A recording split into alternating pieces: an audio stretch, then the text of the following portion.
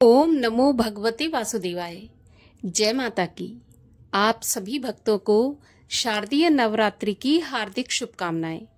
आपके ये 9 दिन पूर्ण भक्तिमय बीते और माता रानी की कृपा हमेशा आप पर और आपके परिवार पर बनी रहे।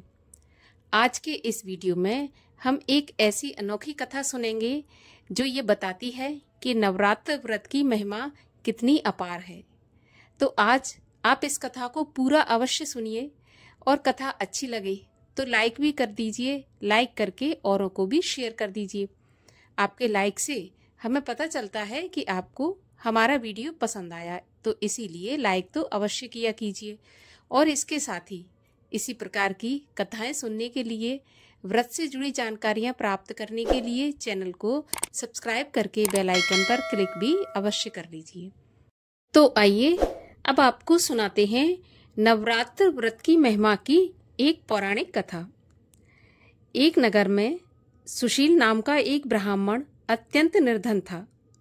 निर्धन होने के बाद भी वह ब्राह्मण सदाचारी, धर्मपरायण, सत्यनिष्ठ और परोपकारी स्वभाव का था।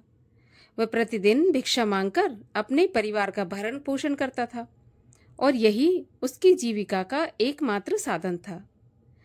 और इसमें भी वह सर्वप्रथम देवता, अतिथि और गाय को भोग लगाता, उसके बाद परिवार को खिलाकर स्वयं भोजन ग्रहण करता था और परोपकार के लिए तो सदैव तत्पर रहता था। एक दिन की बात है कि सुशील जैसे ही भोजन करने के लिए बैठा तो द्वार पर एक साधु आकर भोजन मांगने लगा। सुशील उसे सम्मान के साथ अंदर ले आया और उसे अपने हिस्से का भोजन दे दिया। इस प्रकार सुशील का अतिथि सत्कार देखकर साधु अत्यंत प्रसन्न हुए और नम्र भाव से बोले कि हे ब्राह्मण देव, मेरा नाम सत्यव्रत है। मैंने कठोर तपस्या के द्वारा अनेक सिद्धियां प्राप्त की हैं। आज तुम्हारी सेवा भाव ने मुझे आत्म विभोर कर दिया। बताओ मैं तुम्हारे लिए क्या कर सकता हूँ। तब सुशील हाथ जोड़कर बोला कि मुनिवर, मैंने केवल अपने कर्तव्य का पालन किया है। यह आपकी महानता है कि आप इस तुच्छ कार्य से प्रसन्न हुए। मुनिवर, धन अभाव के कारण मैं अपने परिवार का समुचित भरण पोषण करने में अयोग्य हूँ, असमर्थ हूँ। यदि आप मेरे लिए कुछ करना चाहते हैं तो कोई ऐसा व्रत या मंत्र बताइए जिससे मैं भली भांति अपने कुटुंब का भरण पोषण कर सकूं।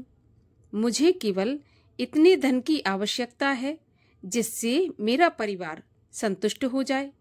इससे अधिक मुझे और कुछ भी नहीं चाहिए। तब वह साधु सत्यव्रत बोला कि हे ब्राह्मण देव, इसके लिए मैं आपको भगवती दुर्गा के नवरात्र व्रत रखने का परामर्श देता हूँ। वे संपूर्ण जगत की माता हैं। उनकी कृपा से ही सृष्टि का पोषण होता है। वे भक्तों के दुख का निवारण करने वाली और पापियों का सर्वनाश करने वाली हैं।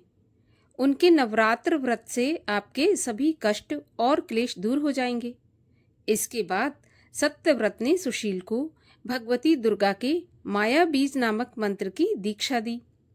तब उसने 9 वर्षों तक नवरात्र के व्रत रखे और माया बीज मंत्र का विधिवत जाप किया। उसने तन मन से स्वयं को भगवती दुर्गा के चरणों में समर्पित कर दिया था।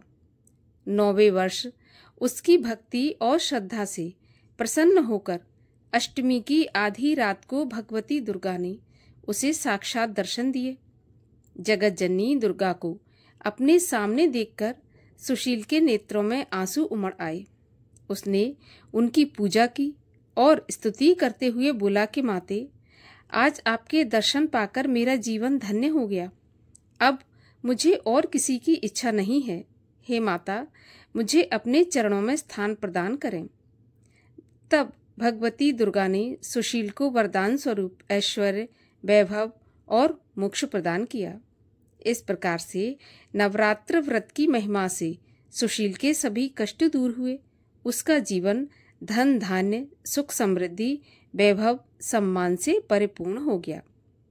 इस प्रकार नवरात्र व्रत की महिमा अपरंपार है।